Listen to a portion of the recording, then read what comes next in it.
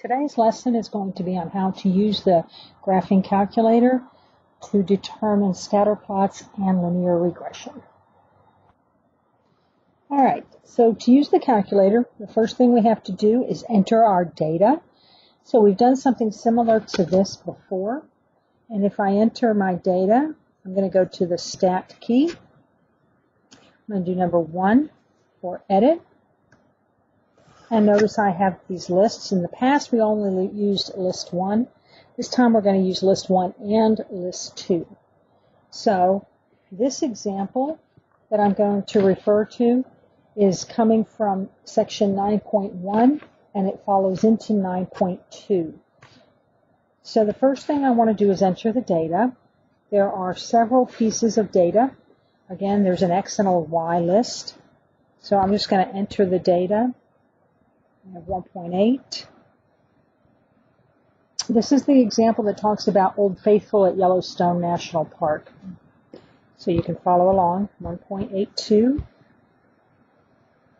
1.9, 1.93. Entering your data really is the piece that's going to take the longest.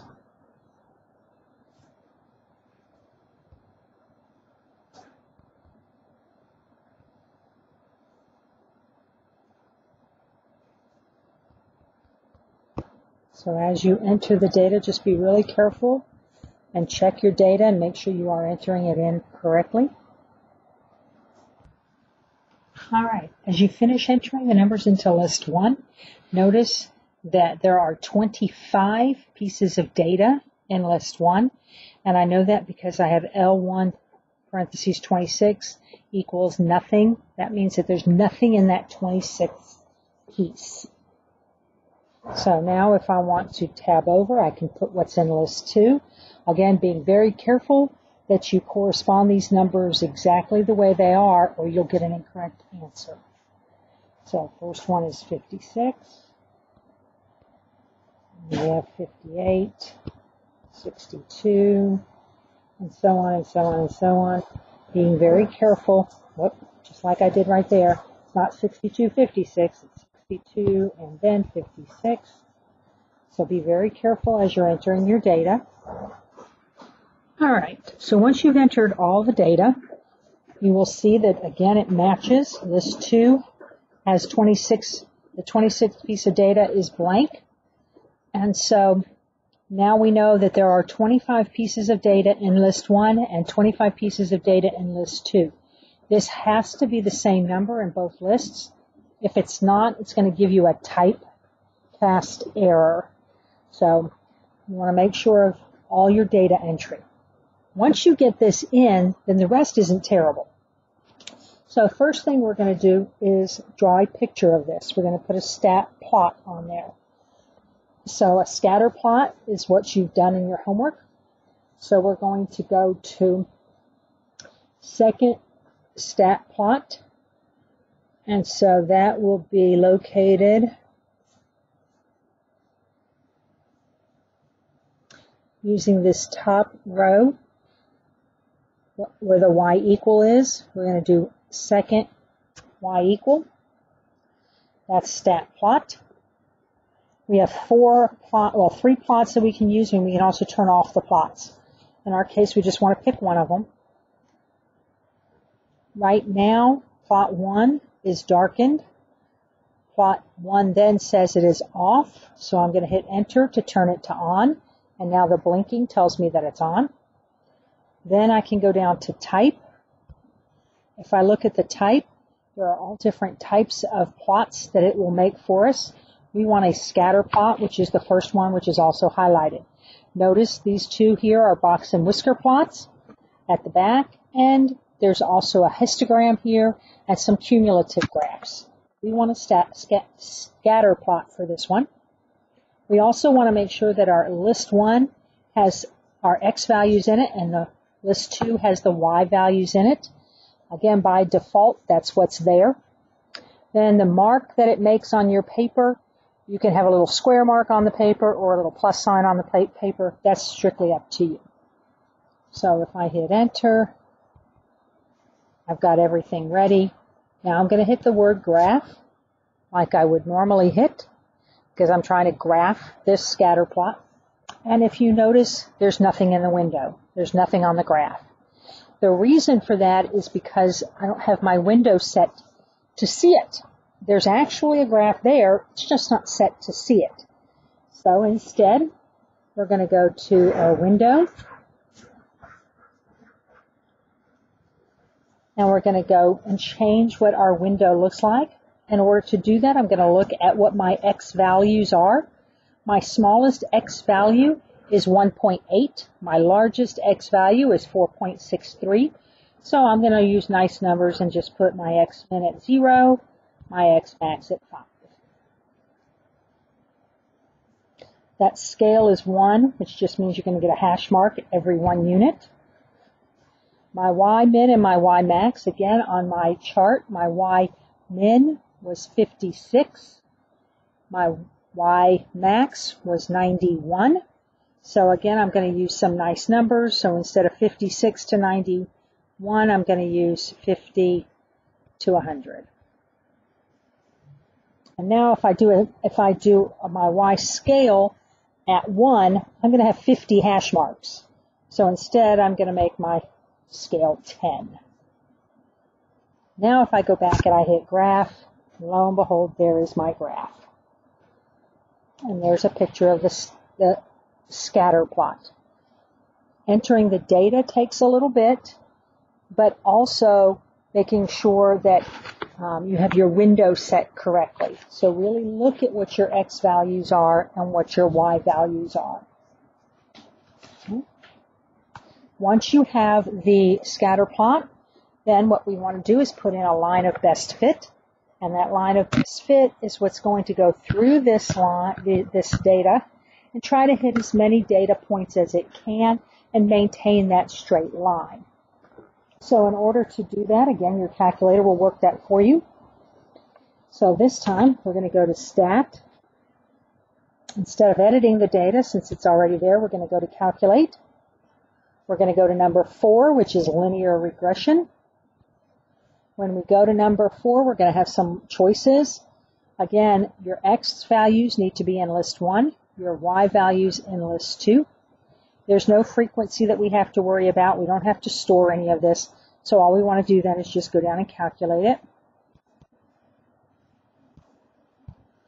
Hit enter, and there is your linear regression. Notice it's a line. Lines are in the form of y equals ax plus b in this time. A lot of times we call it mx plus y equals mx plus b. They call it ax plus b. But a is still your slope, 12.48. Your b value is 33.68. So that's your y-intercept. And then you notice, if you're following along in the notes, that the calculator also has this opportunity to show us that correlation coefficient, that R value.